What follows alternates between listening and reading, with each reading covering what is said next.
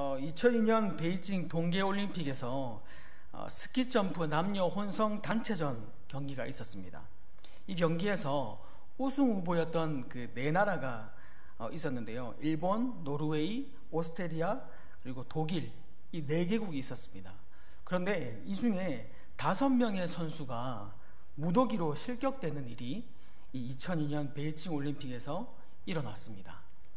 그 이유는 바로 복장 규정 위반이었습니다. 이 유니폼이 헐렁하다는 이유로 이 5명의 선수들이 경기에서 실격 처리가 되었습니다. 여러분, 우리가 잘 알다시피 이 스키 점프는 점프를 해서 멀리 날아가야 되는 그런 종목이지 않습니까? 그래서 이 유니폼이 헐렁헐렁하면 안 된다고 합니다. 왜 그러냐면 이게 헐렁하면 헐렁할수록 이 날개 역할을 하기 때문에 이 유니폼의 규정이 정해져 있다고 하더라고요. 그래서 이 신체 허용 오차 범위가 남자, 여자가 조금 다른데요. 남자는 1에서 3cm, 여자는 2에서 4cm. 이 기준을 넘지 않아야만 그 경기에서 경기를 치를 수 있다고 합니다. 그런데 이 것을 오버되어서 5명의 선수가 실격 처리가 되었습니다. 그래서 편파 판정이었다, 뭐다 이런 말이 많았는데요. 그래서 사람들이 이렇게 별명을 붙였더라고요. 베이징 올림픽인데 눈 뜨고 코 베이징 이렇게 붙였더라고요. 네, 어쨌든 이 스포츠 경기는 규칙을 준수해야 합니다. 올림픽을 위해서 4년 동안 피땀 흘리고 열심히 노력을 하고 훈련을 한다고 하더라도 막상 그 경기의 규칙을 지키지 못하면 그 경기에 참석할 수가 없고 그 경기에서 실격 처리가 되고 마는 것이죠. 이것은 신앙생활에 있어서도 마찬가지인 것 같습니다. 현재 우리가 아무리 체질에 맞고 오랫동안 이루어진 관행이라고 해도 하나님의 기준에 맞지 않는 신앙생활이라고 한다면 그것은 역시 엉터리 신앙생활일 수밖에 없는 것이죠. 그래서 우리가 지금 현 시대에서 만족하고 있고 사람들로부터 좋은 평가를 받고 있다고 해도 주님의 심판대 앞에서 평가를 받을 기준으로 우리는 신앙생활을 해야 한다는 것입니다. 그래서 버릴 것은 과감하게 버리고 수정해야 할 것은 역시 과감하게 수정해야 하는 것이 이 그리스도인의 바른 신앙생활의 모습인 것이죠.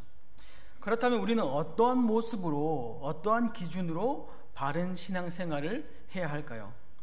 먼저 이 세상이 어떤 세상인지 우리는 파악을 해야 합니다. 오늘 본문 우리 15절 말씀인데요. 함께 15절 말씀을 다시 한 번 더 읽어보도록 하겠습니다. 시작.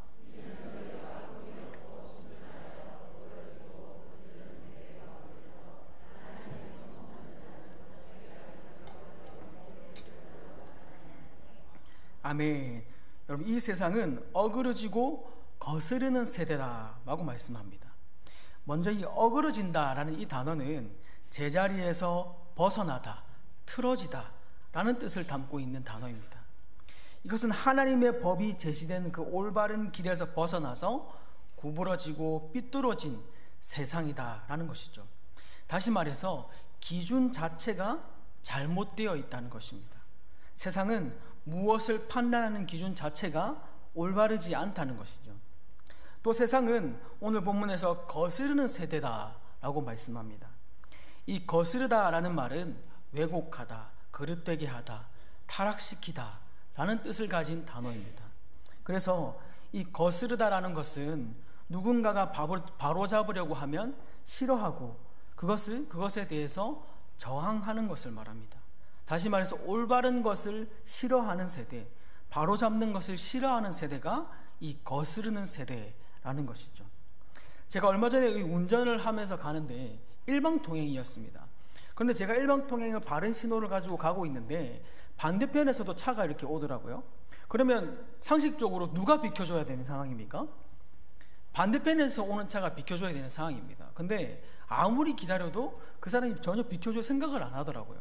그래서 그냥 내가 비켜줘야겠다 생각하고 이렇게 비켜주고 지나가시길래 제가 창문을 내리고 아저씨 여기 일방통행이에요 라고 말했어요.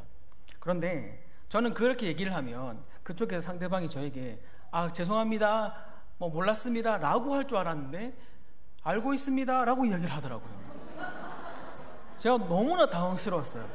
아니, 제가 바른 신호를 가고 있고 상대방이 역주행을 하고 있는 상황에서 제가 일방통행입니다 라고 말했는데 알고 있습니다 라고 그런 답을 드릴 줄은 상상도 못했거든요.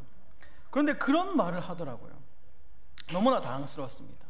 세상은요, 알고도 거스르는 행동을 일삼는 것, 여러분, 이것이 세상의 속성인 것이죠. 우리는 이런 세상 한가운데 있습니다. 한복판에 있죠. 알면서도 왜곡하고 거스르는 세대가 오늘날 우리가 살아가고 있는 세대입니다. 오늘 본문 15절에 보면 그런 어그러지고 거스르는 세대 가운데서라고 말하고 있습니다. 여기 가운데서라고 번역된 이 단어는 한복판에 있다, 한복판이다 라는 말입니다. 그러니까 우리는 그리스도인은 어그러지고 거스르고 있는 이 세대 한복판에 살아가고 있는 존재라는 것입니다. 그러니 어그러지고 거스르는 이 세대에서 그리스도인의 삶은 어때야 할까요? 어떻게 해야 이런 세대에서 우리는 믿음을 지키며 살아갈 수 있을까요? 오늘 본문에서 15절 말씀에서는 흠이 없이 살아야 한다 라고 말씀합니다. 우리 본문 15절 말씀을 다시 한 번 더 읽어보겠습니다. 15절입니다. 시작. 이는 너희가 흠이 없고 순전하여 어그러지고 거스르는 세대 가운데서 하나님의 흠없는 자녀로 세상에서 그들 가운데 빛들로 나타내며. 아멘. 여기 흠이 없다라는 이 말은 책망할 것이 없다라는 뜻입니다. 사람들로부터 비판이나 비난을 받는 것이 없는 상태가 이 흠이 없다라는 상태입니다. 이 흠이 없다라는 이 단어를 사전적 의미로 살펴보면 모자라다, 잘못되다 라는 뜻을 가진 이 단어이기도 합니다. 그래서 보통 우리가 사람이나 어떤 사물이나 혹은 작품들을 칭찬할 때 뭐라고 합니까? 흠잡을 데가 없다, 이런 말씀을 많이 쓰지 않습니까? 흠잡을 데가 없다는 것은 흠이 하나도 없기 때문에 책망할 것이 없다 라는 뜻입니다. 그러니까 한마디로 완벽하다라는 그런 뜻입니다. 제가 이전에 이전 교회 사역할 때 한 집사님이 저에게 이렇게 얘기를 하더라고요. 전사님, 키가 조금 작은 거 빼고는 흠잡을 데가 하나도 없네요. 뭐 이렇게 얘기를 하시더라고요. 제가 그 얘기를 듣고, 야, 이거 흠잡을 데가 있다는 건지 없다는 건지, 이게 칭찬인지 욕인지 분간이 안 가더라고요. 여러분, 우리가 종종 남을 험담할 때도 이런 말을 많이 하죠. 저 사람 다 좋은데 참 이거 한 가지가 참 흠이야, 그런 말을 많이 하지 않습니까? 근데 여러분, 다 좋은데 어떻게 흠이 있죠? 그 말은 다 좋지 않다는 얘기인 거죠. 그런데 우리가 사실 가만히 생각해 보면 우리 어디가 흠이 없는 사람이 어디 있겠습니까? 저처럼 이렇게 다 완벽한데 키가 조금 흠인 사람도 있고, 또 얼굴이 조금 흠이 계신 분도 계시고, 또 저 성격도 조금 흠이 있는 분도 계시고, 여러 가지 우리가 다 흠이 있습니다. 모두가 사람은 흠이 있고 다 부족하고 연약한 존재들입니다. 그렇기 때문에 누구나 다 우리는 흠을 가지고 있습니다. 누구나 이런 흠을 가지고 있지만 오늘 성경에서 흠이 없는 삶을 살아라고 하는 것은 이런 흠으로 책망을 들을 행동을 해서는 안 된다라는 것이죠. 오랜만에 얼마 전에 그 신대원 동기 7명이 함께 모여서 이제 식사를 하러 갔습니다. 식당에 갔는데 이제 7명이니까 단체석에 앉아서 밥을 먹어야겠다 생각을 하고 이제 단체석을 갔는데 단체석이 다 예약이 찼더라고요. 그래서 하는 수 없이 4명, 3명 이렇게 찢어져서 앉았어요. 그렇게 찢어져서 앉아서 밥을 먹고 있는데 우리 테이블은 이미 음식이 다 나왔고 밥을 거의 절반 이상 먹어가고 있는데도 여전히 예약석에서 손님들은 오지 않고 예약석 손님 자리는 비어 있더라고요. 그래서 제가 물었어요. 여기 예약석은 언제 옵니까? 라고 물었어요. 그랬더니 그 서빙하시는 분이 하시는 말씀이 어떤 교회에서 예약을 하고 취소를 했다라고 욕을 하시더라고요. 여러분들, 부산에 있는 이름만 대면 아는 교회였어요. 여러분, 아니 예약을 할 때 그냥 본인 이름으로 예약을 하면 되는데 하필 또 교회 이름으로 예약을 해가지고 그렇게 예약을 취소하고 왜 교회 이름으로 했는지 이해가 안 되더라고요. 세상 사람들로부터 책망받는 일을 하게 된 것입니다. 여러분, 우리가 이런 흠잡힐 이만한 일을 하지 말아야 합니다. 또 한 번은 가족끼리 외식을 갔습니다. 외식을 갔는데 이 옆 테이블에서 보란듯이 아주 크게 식사 기도를 하고 밥을 먹더라고요. 그런데 더 과거는 뭐냐면 이제 그 무한 리필 고깃집이었습니다. 근데 이제 다 먹고 갈 때쯤 되니까 한 아주머니께서 이렇게 그 상추를 왕창 가지고 오시더라고요. 그래서 저걸로 뭐 하시려나 보고 있는데 가방에서 투명 비닐봉지를 꺼내시더라고요. 그리고 그 상추를 비닐봉지에 담아 가시는데 와, 제가 너무나 뜨거웠어요.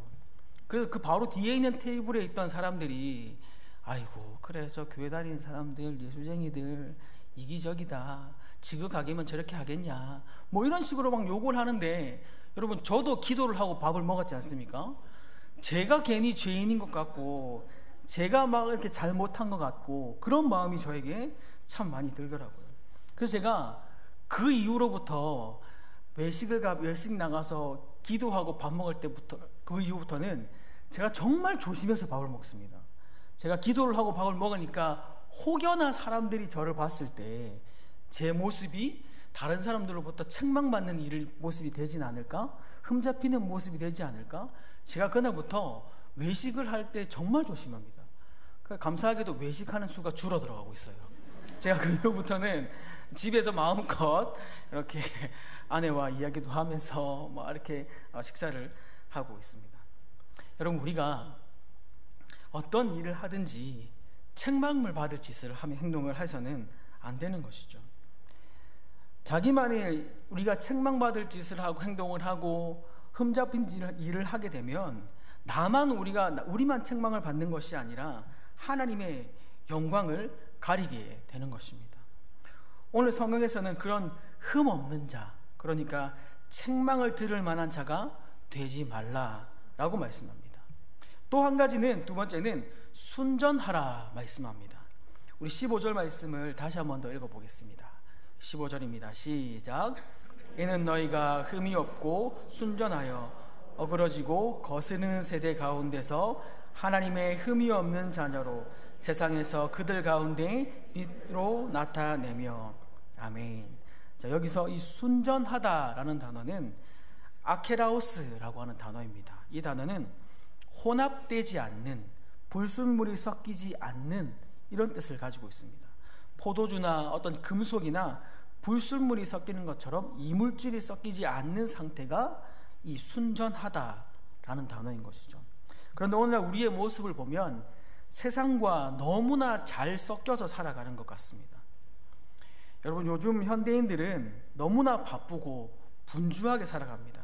그래서 분주하고 바쁘게 많은 일을, 분주하면 바쁘게 많은 일을 했다라고 평가를 합니다. 그래서 요즘 인사할 때도 이렇게 인사합니다. 많이 바쁘시죠? 그렇죠? 인사할 때 많이 바쁘시죠? 라고 인사를 합니다. 그래서 마치 바쁘게 사는 것이 잘 사는 것이고 바쁘게 사는 것이 돈을 많이 버는 것처럼 여기는 그런 시대가 되었습니다. 물론 일거리가 많고 할 일이 많아서 바쁘게 사는 것 참 좋고 감사한 일입니다.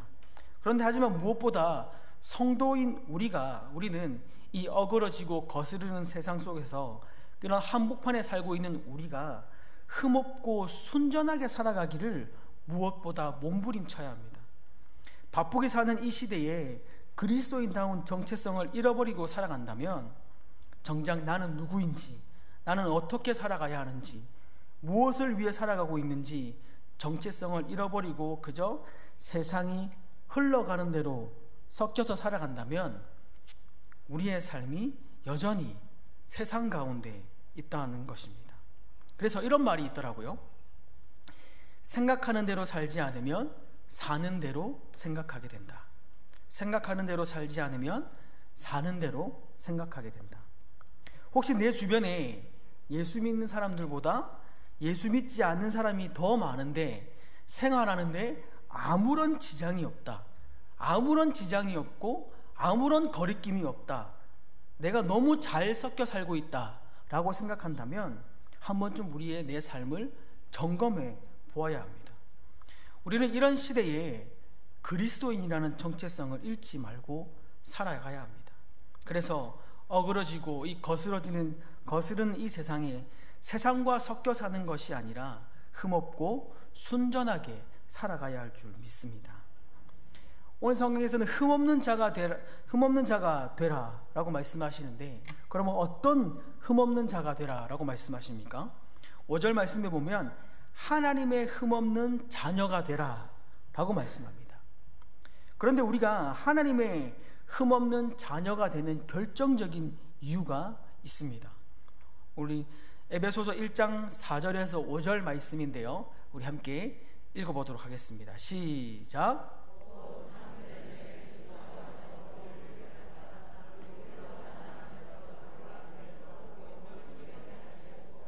그 기쁘신 뜻대로 우리를 예정하사 예수 그리스도로 말미암아 자기의 아들들이 되게 하셨으니 아멘. 우리가 하나님의 흠없는 자녀가 될 수 있는 이유는 창세전에 하나님께서 우리를 택하여 주셨기 때문입니다. 하나님께서 먼저 택하여 주셔서 흠없게 하시려고 하나뿐인 독생자 예수 그리스도를 내어주시면서 우리를 흠없는 하나님의 자녀로 삼아 주셨기 때문입니다. 그래서 우리가 일평생 해야 할 숙제가 있다면 끊임없이 하나님 앞에 우리는 자복하고 하나님을 닮아가야 하는 것입니다. 사실 이 흠이 없고 순전하다라는 이 표현은 구약시대의 하나님께 희생제물과 관련된 단어입니다. 그러니까 하나님 앞에 하나님의 제단에 드리기에 합당한 흠이 없고 상처 없는 제물을 의미합니다. 바로 성도인 우리의 삶이 이런 흠이 없는 제물과 같아야 한다는 것입니다. 성도의 생활이 하나님께 봉헌으로 드려질 수 있도록 거룩하고 흠이 없어야 한다는 것입니다. 그래야 성도는 세상의 빛으로서 세상 사람들에게 본이 되고 하나님께 영광이 될 수 있기 때문입니다. 그런데 우리가 살아가다 보면 하나님께서 우리를 택하여 주셨고 흠이 없는 자녀로 삼아 주셨지만 이 땅에 발을 딛고 살아가는 우리가 여전히 죄악 가운데 머물러 있기 때문에 흠이 없고 순전한 삶을 살아가기엔 부족하고 연약한 존재들입니다. 그래서 우리가 할 수만 있다면 어그러지고 거스르는 이 세상에서 해야 할 것은 하나님의 흠없는 자녀가 되기를 위해 발버둥 쳐야 합니다. 그러면 어떻게 우리는 흠이 없는 자녀가 될 수 있을까요? 간단합니다.